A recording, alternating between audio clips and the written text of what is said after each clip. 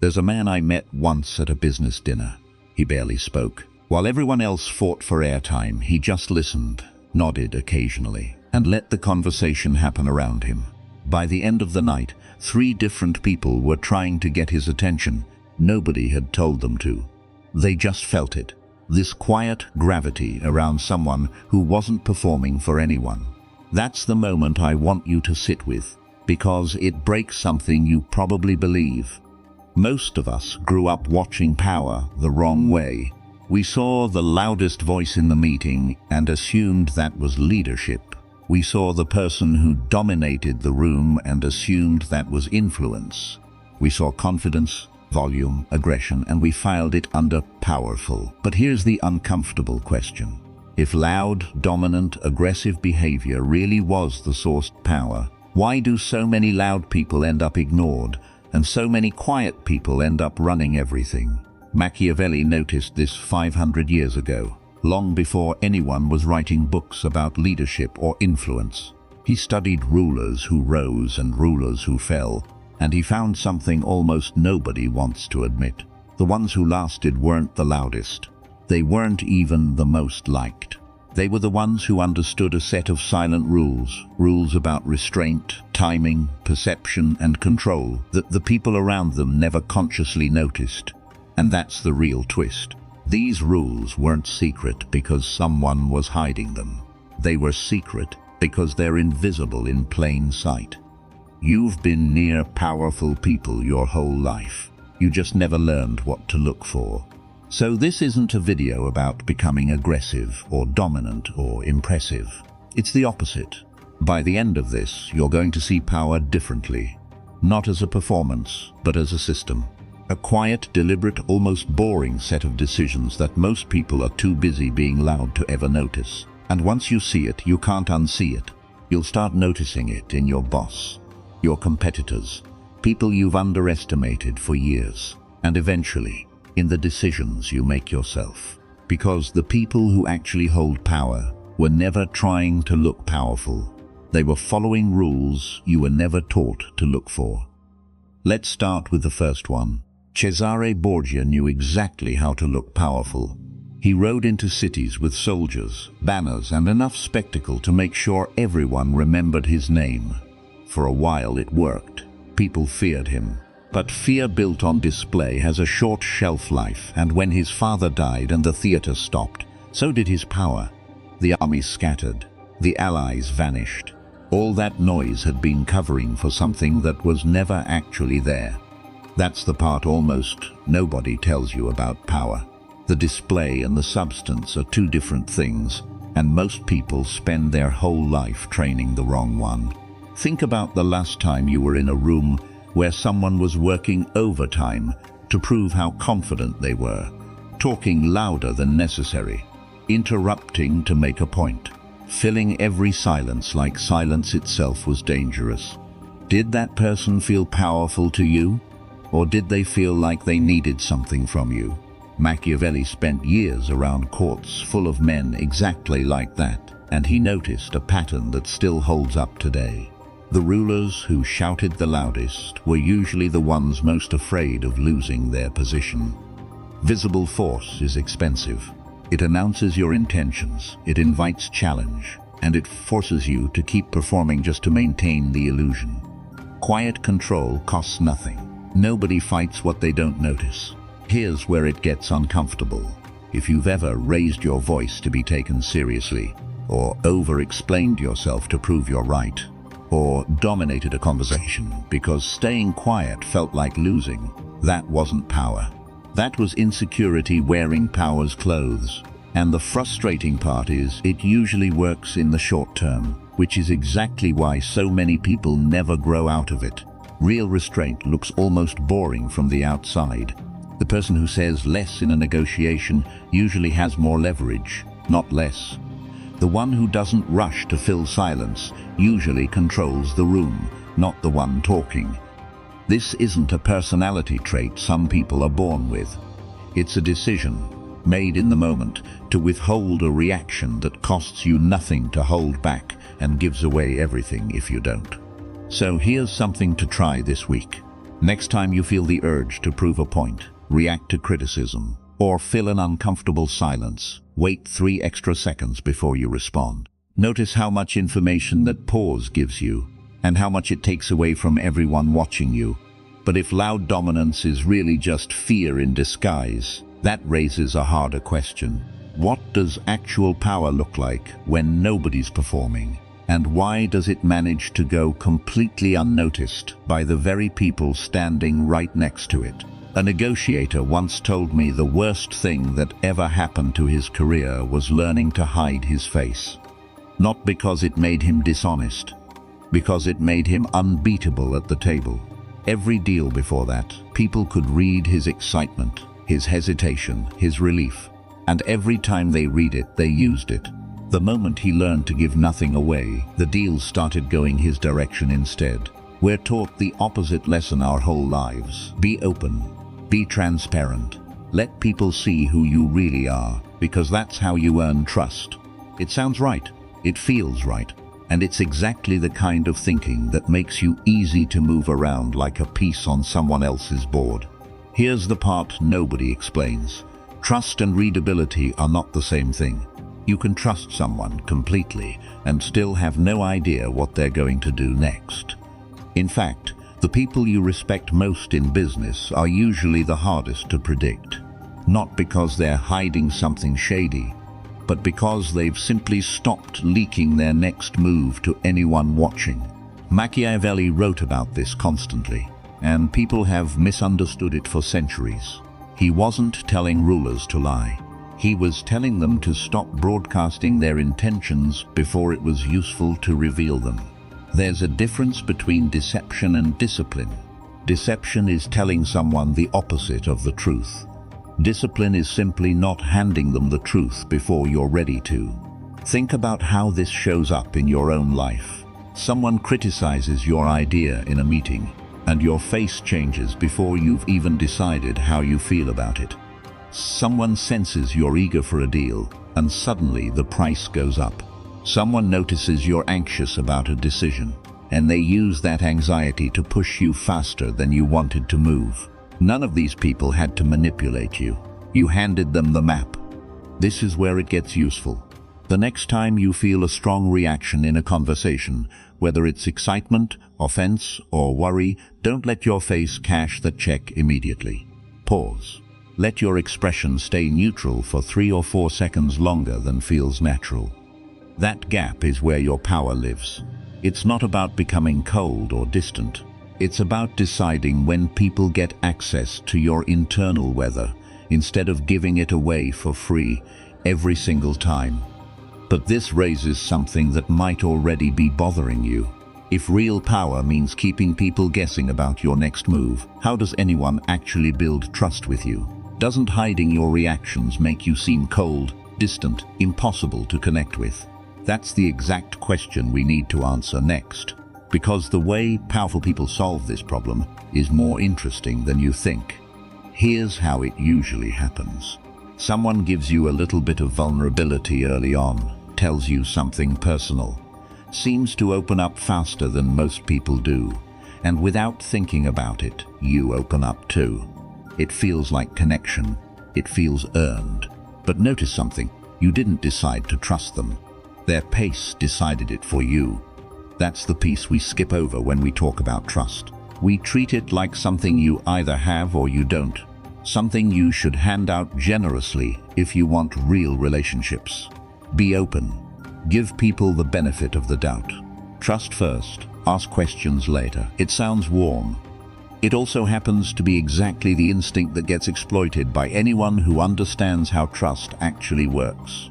Watch closely and you'll notice something in the people who seem to move through life untouched by betrayal, the ones who somehow avoid the messy fallout everyone else keeps dealing with.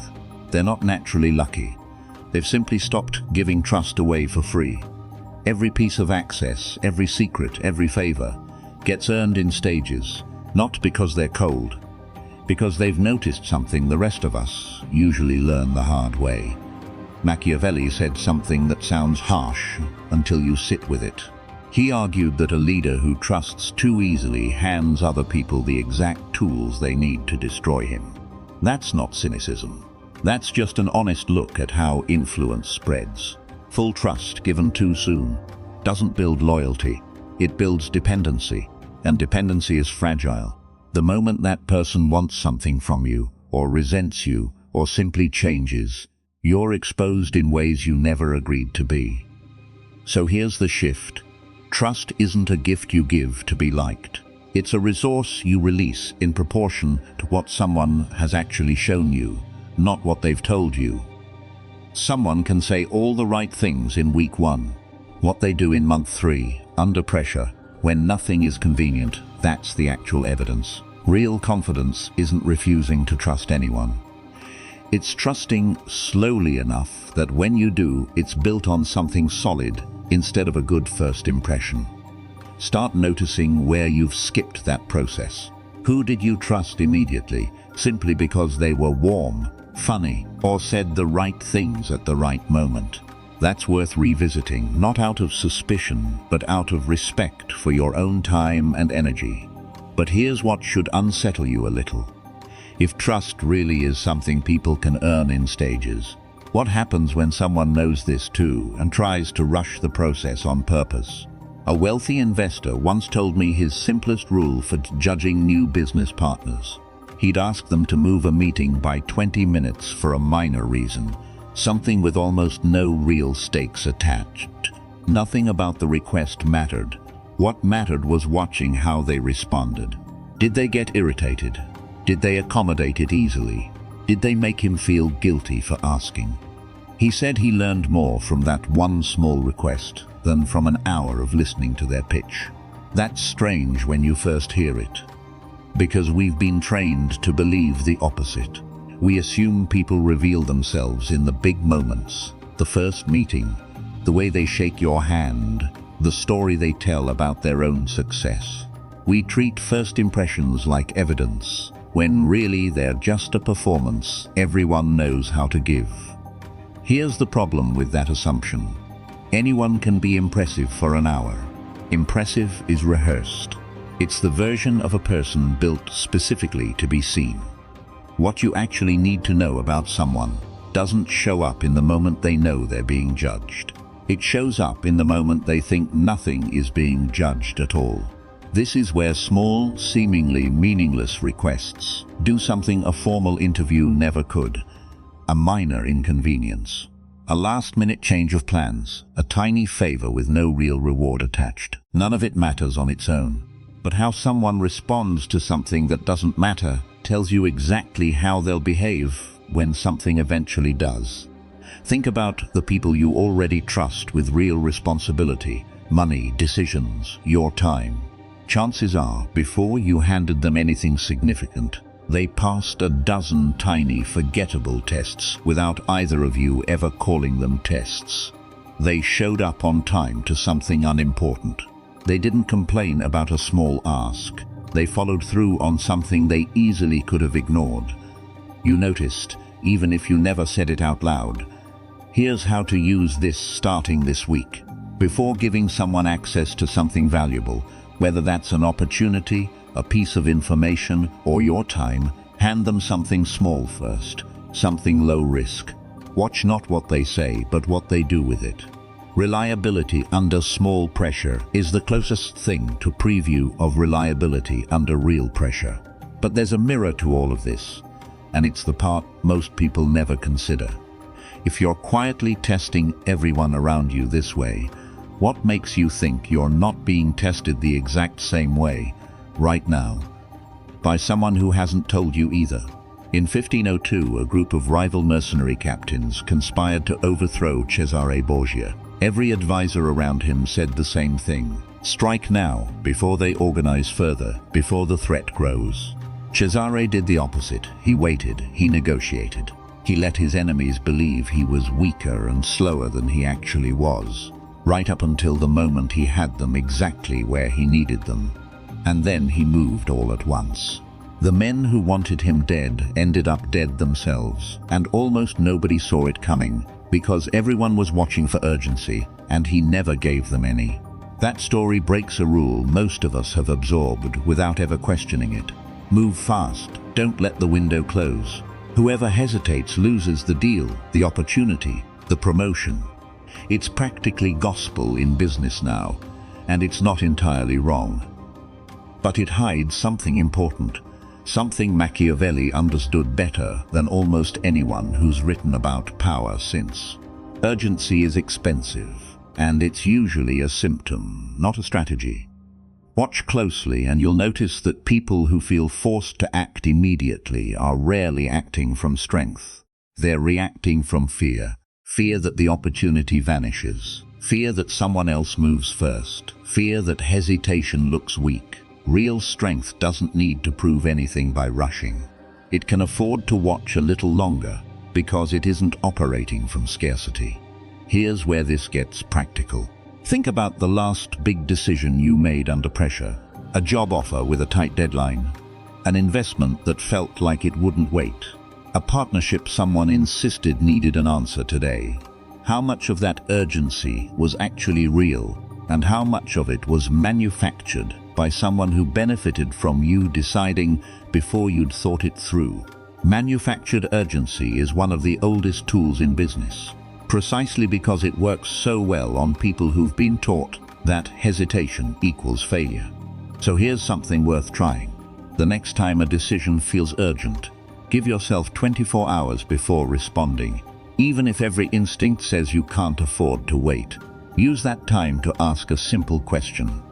What actually happens if I act tomorrow instead of today?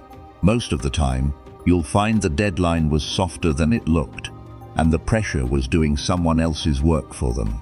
But patience alone isn't the whole story, and here's the part that should trouble you a little.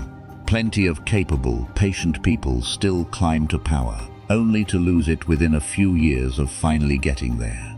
If waiting for the right moment really works this well, why does holding power turn out to be so much harder than getting it in the first place? There's a detail about Julius Caesar that gets skipped over in most retellings. It wasn't a rival army that killed him. It wasn't a foreign enemy or a distant threat he failed to see coming. It was a room full of senators, several of whom he trusted, one of whom he had personally forgiven and promoted. The danger that ended him wasn't outside the walls of power. It was standing inside the room with him, close enough to embrace him first. That's the part of power nobody warns you about when you're chasing it. We imagine that once someone reaches the top, the hard part is over. Security follows success. Influence buys safety. The higher you climb, the less anyone can touch you. It's a comforting story, and it's almost the opposite of true. Here's what actually happens.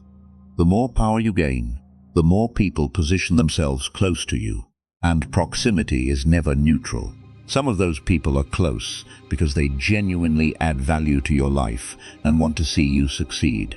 Others are close purely because of what your success gives them: access, money, status, protection. From the outside, these two groups look identical. They smile the same way. They show up to the same dinners. They use the same warm language. The difference only reveals itself under pressure, and by then it's often too late to matter.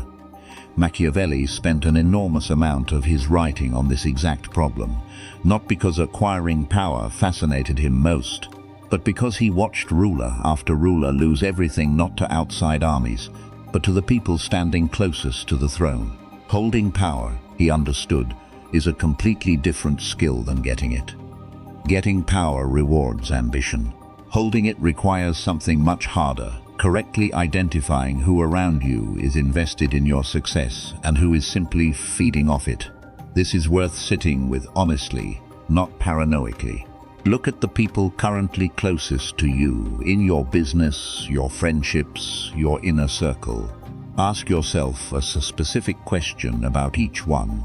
If your success disappeared tomorrow, would this person still be here? Some names will answer themselves immediately. Others will make you uncomfortable, and that discomfort is useful information, not something to push away. This doesn't mean trusting no one, and it doesn't mean living in constant suspicion of everyone near you. It means understanding a rule that history keeps proving over and over. The moment you stop evaluating the people closest to you is the exact moment you become the most exposed. So, if proximity itself becomes dangerous once you have something worth protecting, there has to be some deeper principle that lets people hold on to power for decades instead of years. What is it that actually separates the rulers who lasted from the ones who fell within months of reaching the top? A man I know spent 15 years building a reputation as someone whose word meant something, not through one dramatic gesture, through something almost invisible. He showed up on time, every time, to meetings that didn't matter enough for anyone to notice if he was late. He answered emails the same day, even the unimportant ones. He gave credit away in rooms where he easily could have taken it. None of these moments would ever make a story worth telling. And yet, 15 years later, when he needed people to trust him with something enormous, they did, instantly, without hesitation. Because by then his reputation wasn't really an opinion anymore. It had become a fact. That's the last shift in how you need to think about power, and it's the one most people get backwards without realizing it. We assume reputation is built in peak moments. The big win, the impressive pitch, the achievement that gets noticed. So we chase those moments, hoping one great performance will define us. But reputation doesn't actually work that way. And if you've been paying attention, you already suspect why. Every rule you've learned in this video so far, restraint, unreadability, selective trust, quiet testing, patience, protecting your circle, all of it compounds through repetition, not through single events. One impressive moment gets forgotten within a week. 1,000 small, consistent signals become who people believe you are, whether that belief is accurate or not. Machiavelli understood something most people still resist accepting. Perception, held steady long enough, stops behaving like an opinion and starts behaving like reality. Not because people are naive, but because nobody has time to verify everyone's character personally. They rely on pattern, and pattern is built in the boring, unremarkable, repeated moments. Nobody else is watching closely. So here's the only assignment that matters right now. Not a list of principles to remember. One single behavior, something small you already do inconsistently, showing up on time, following through on minor promises, staying composed under small pressure, whatever it is for you specifically. Choose one and repeat it deliberately for the next 30 days, not because it will impress anyone tomorrow, but because in a year it will have quietly become part of how people see you, permanently. Every rule in this video works exactly like this, silently, slowly, invisibly, until the day it isn't invisible anymore. And that leaves exactly one question left standing, the one that actually matters most. What happens the day you stop applying these rules one at a time and start living by all of them at once? Here's the thing about everything you just learned. None of it was really about Machiavelli. It was about you and how you've been reading power wrong your entire life. Every rule in this video points to the same quiet truth. Power was never about volume. It was never about being the fastest to react, the most visible in the room, or the one everyone noticed first. It belonged, all along, to the people who understood a set of rules nobody ever sat them down and taught.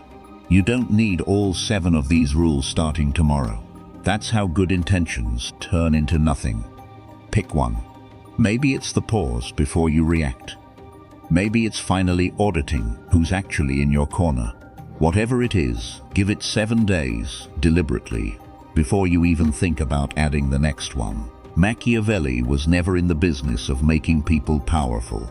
He was in the business of making them finally see the power that was already moving around them the whole time, quiet, patient, and easy to miss, unless you knew exactly what to look for.